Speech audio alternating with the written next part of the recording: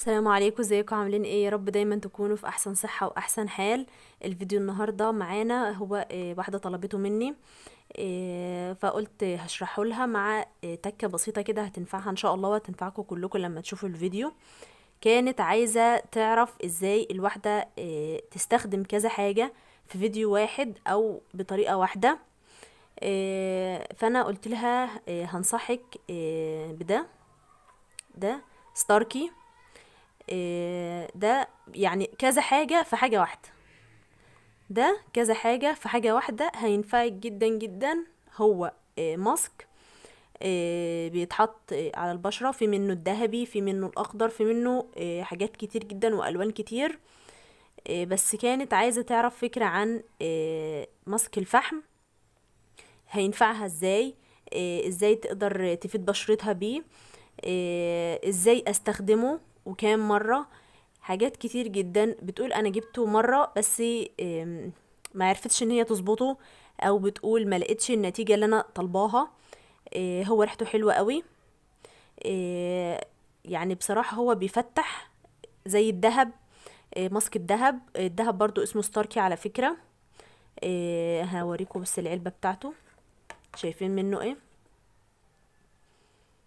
في منه الوانات كتير جدا، بس كتفتيح الافضل الفحم مفيد جدا للبشرة. وفي ناس بتعمل الفحم كصنفرة زي ماسك الترمس كده، وهعمله معاكم ان شاء الله في فيديو. بس ماسك الترمس مخصص اساسا لصنفرة البشرة، لكن الستاركي الفحم ده تفتيح. هو تفتيح يعني ايه؟ ملاحظ بعدها على طول. بس طبعا مش بيفضل التفتيح متكامل يعني طول اليوم. ده مثلا لو انتي رايحة مشوار او عندك مناسبة هتحطي الماسك ده بالمناسبة مثلا بنص ساعة على ما ينشف على بشرتك، وتيجي تشيليه. بصي هيشيل الروس السوداء، هيفتح. ده في يوم ما انتي خارجة، لان اللي انا بقول عليه ده مش هيقعد يوميا. بس كتجربة حلو جدا.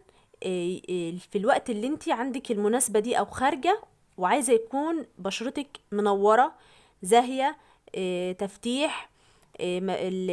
طبعا بيبقى فيه على منطقة الأنف من هنا كده، بيبقى فيه ناس كتير تقولك انا عايزة مناخيري عليها حاجة، عايزة اروح اشيلها، هعمل جلسة تفتيح عند الكوافيرة وكده. فده بديل لكل ده. بص ده بديل للشمع وبديل لكل حاجة. بس مش دايم، يعني مش هتيجي مثلا تاني يوم تلاقي نفس النتيجة، لا هتلاقي النتيجة بدأت تقل تاني يوم.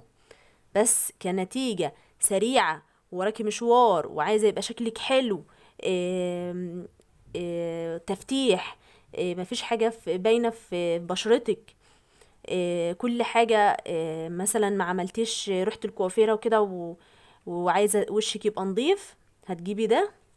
هيساعدك جدا، وعلى فكرة ريحته جميلة جدا. اسمه ماسك الفحم. هو في منه انواع كتير جدا. هو في منه انواع كتير جدا كالوان.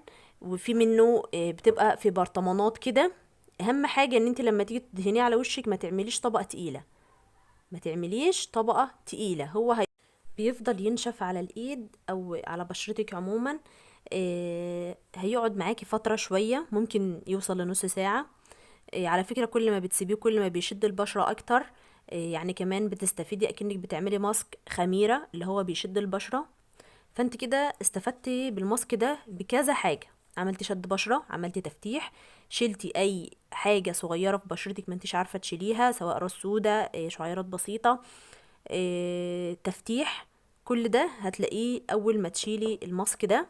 مباشرة على طول هتحسي بالحاجات ده اول ما تشيلي الماسك. بس تاني يوم هتحسي نفسك عادي. هتحسي نفسك عادي، اي نعم التنظيف هيتم لكن التفتيح هو اللي هيقل. يعني فاهمة ايه؟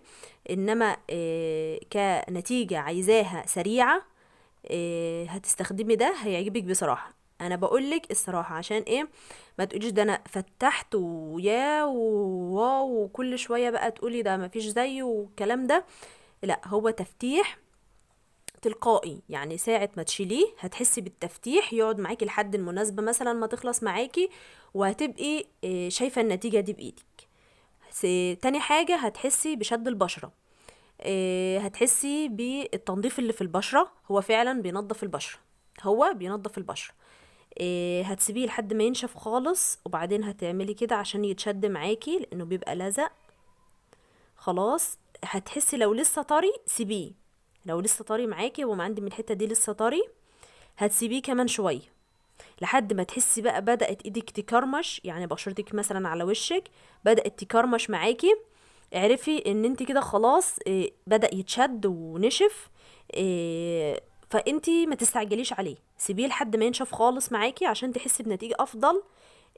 ولو نشف جامد هتحسي بألم شوية وانت بتشيليه، معلش مفيش مشكلة، بس اهون برضو من الشمع اللي بنروح نعمله في الكوافير بأسعار يعني غالية وقد كده. على فكرة ده سعره مش غالي، يعني مش هيكمل 20 جنيه تقريبا. كل دولة بقى معرفش عندها بيبقى بكام، بس هو موجود في مناطق كتير جدا.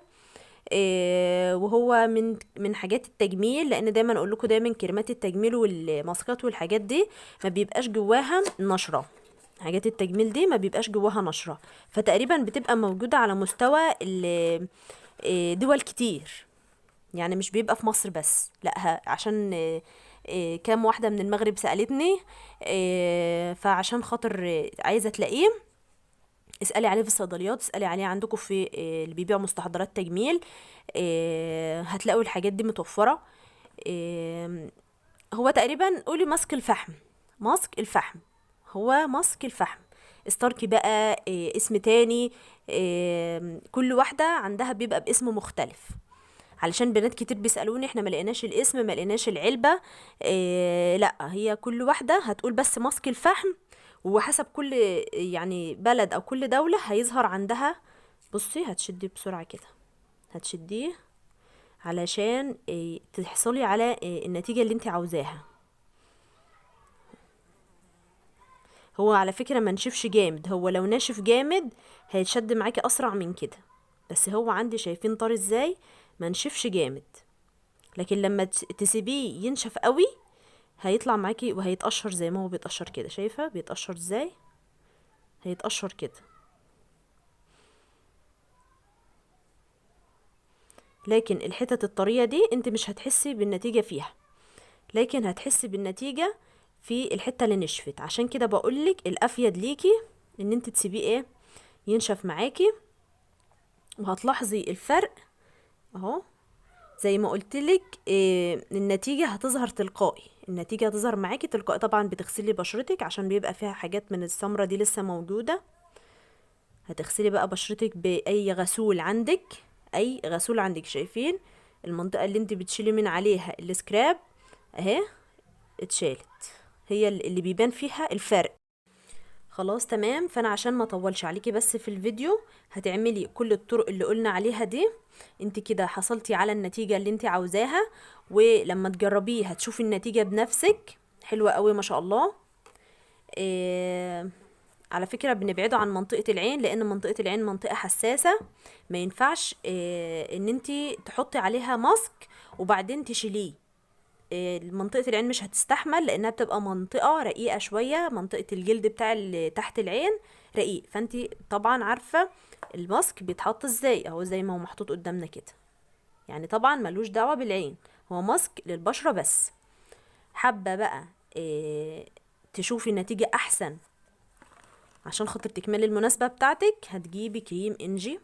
هو من زمان كلنا عارفين كريم انجي ده، كان من سنين قديم جدا جدا، بس مهما يقدم بصراحة ما فيش كريم حلو زيه. تفتيح، هو على فكرة اساس، كريم اساس زي ما احنا عارفين الكريم الاساس بقاله كتير، ويمكن في ناس كتير بطلت تستخدمه، لكن بصراحة هو للشمس حلو جدا. لو انت خارجة في الشمس وخايفة على بشرتك من الشمس، حطيه، هو بيحافظ على البشرة من الشمس. شايفة اهو، اهو درجات، هو منه درجات، يحتوي على تركيبة خاصة تعكس أشعة الشمس، حلو جدا. تحطي منه كمية بسيطة جدا قبل ما تخرجي على بشرتك، عشان يحميكي بس من اشعة الشمس. وانت عارفة بقى اشعة الشمس بتضر البشرة ازاي. هتحطي بس طبقة بسيطة وهيبان معاكي. شوف النقطة البسيطة اللي انا حطيتها عملت ازاي. فانت طبعا مش هتسيبيه كده، انت هتقللي الطبقة خالص، هتقللي على قد ما تقدري. احنا عايزين بس طبقة عازلة تمنع أشعة الشمس معانا، عايزين بس طبقة عازلة تمنع أشعة الشمس معانا. حابة تحطيه على كف ايدك لأنه طبعا بيبان في الشمس مع بشرتك، هتحطيه هيفيدك جدا على ايدك وعلى بشرتك.